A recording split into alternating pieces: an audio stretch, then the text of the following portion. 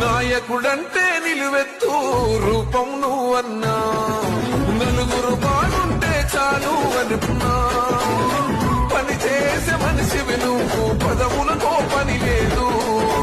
పదవున్న లేకున్నా నువ్వు 10 మందిలో ఉన్నావు. అద్దమ్మ రాత్రి అయినా ఏ గాడని దురలున్నా అన్నా, పదలంటే ఎదురొస్తావన్నా, ఆ పదనెదిరిస్తావన్నా.